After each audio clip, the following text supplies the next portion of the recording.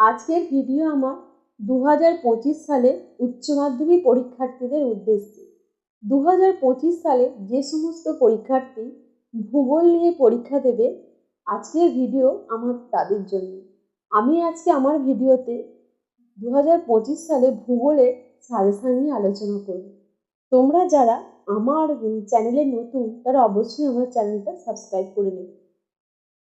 আমি আমার ভিডিওতে আজকে কিছু 2 নাম্বার ও কিছু 5 নাম্বারের সাজেশন টাইপের কোশ্চেন তোমাদেরকে বলে দেব।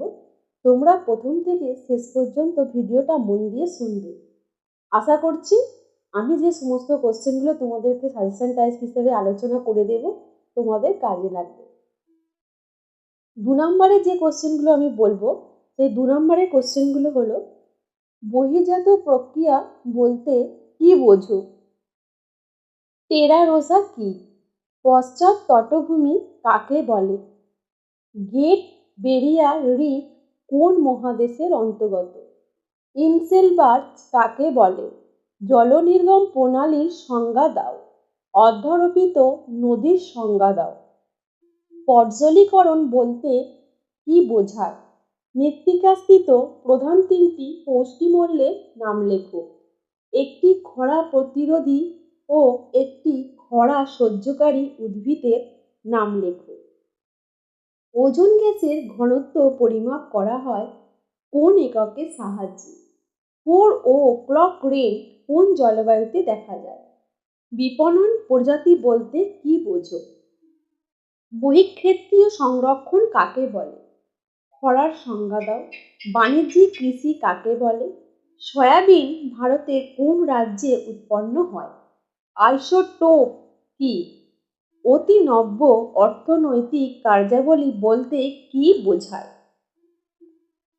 গ্রাম্য জনসংখ্যা বলতে কি বোঝো? বেঙ্গালুরুকে ভারতের সিলিকন ভ্যালি বলা হয় কেন? এই গেল তোমাদের 2 নম্বরের কোশ্চেন। এই 2 নম্বরের কোশ্চেনে যদি কোনো কোশ্চেনের অ্যান্সার না করতে পারো, তোমরা অবশ্যই আমাকে কমেন্ট বক্সে জানাবে, আমি তার অ্যান্সার করে দেব। তোমরা যারা আমার চ্যানেলে নতুন, তোমরা অবশ্যই আমার চ্যানেলটা সাবস্ক্রাইব করবে আর তোমাদের বন্ধুর মধ্যে আমার চ্যানেলটাকে শেয়ার করে দেবে। কিছু 5 নম্বরের কোশ্চেন তোমাদের সাজেশন টাইপ হিসাবে আলোচনা করে দেব। সেগুলো হলো, সমুদ্র তরঙ্গের ক্ষয়কার্যের ফলে গঠিত যে কোনো 3টি ভূমিরূপ চিত্রসহ বর্ণনা করো। ভূমির পূর্ণ যৌবন লাভের ফলে গঠিত যে কোনো 2টি ভূমিরূপ চিত্রসহ বর্ণনা করো। মাটি সৃষ্টিতে জলবায়ুর ভূমিকা লেখো। গ্রিনহাউস গ্যাসগুলির নাম লেখো। ওজোন স্তর অবক্ষয়ের ফলাফল লেখো। দুর্যোগ ও বিপর্যয়ের পার্থক্য লেখো। লবণাম্ব উদ্ভিদের অভিযোজনগত বৈশিষ্ট্য লেখো। বন্যাকে আধা প্রাকৃতিক দুর্যোগ বলা হয় কেন? শুষ্ক কৃষি কাকে বলে? গুজরাটের শ্বেত বিপ্লব সম্পর্কে লেখো। ভারতের পশ্চিম অঞ্চলে পেট্রো রসায়ন শিল্পের উন্নতির কারণগুলি লেখো। আমেরিকা যুক্তরাষ্ট্রের কার্পাস বয়ন শিল্পের সম্পর্কে আলোচনা করো। জনসংখ্যার বন্টন আলোচনা করো। নগরায়ন কাকে বলে? মৃত্তিকা সৃষ্টির প্রক্রিয়াগুলি আলোচনা করো। ক্রান্তীয় ঘূর্ণবাত ও নাতিশীতোষ্ণ ঘূর্ণবাতের মধ্যে পার্থক্য লেখো। বিশ্ব উষ্ণায়ন কাকে বলে? বিশ্ব উষ্ণায়নের কারণগুলি আলোচনা করো। বাণিজ্যিক কৃষি বৈশিষ্ট্য লেখো। দক্ষিণ ভারতের কফি চাষের উন্নতির কারণগুলি আলোচনা করো। উত্তর ভারতে ইক্ষু চাষের উন্নতির কারণগুলি ব্যাখ্যা করো। পূর্ব ও মধ্য ভারতের লৌহ ইস্পাত শিল্প কেন্দ্রীভবনের কারণগুলো ব্যাখ্যা করো। কানাডা কাগজ শিল্পের একদেশী ভবন এর কারণগুলো ব্যাখ্যা করো। ছোটনাগপুর অঞ্চলে লৌহ ইস্পাত শিল্প উন্নতির কারণগুলো আলোচনা করো। এগুলো তোমাদের 5 নম্বরের সাজেশন টাইপের কোশ্চেন। তোমরা অবশ্যই এই কোশ্চেনগুলোর উত্তর এখন থেকেই তৈরি করে রাখো, কারণ উচ্চ মাধ্যমিকের পরে কিন্তু তোমাদের সিদ্ধান্ত নিতে হবে তোমরা কোন বিষয় নিয়ে পড়বে।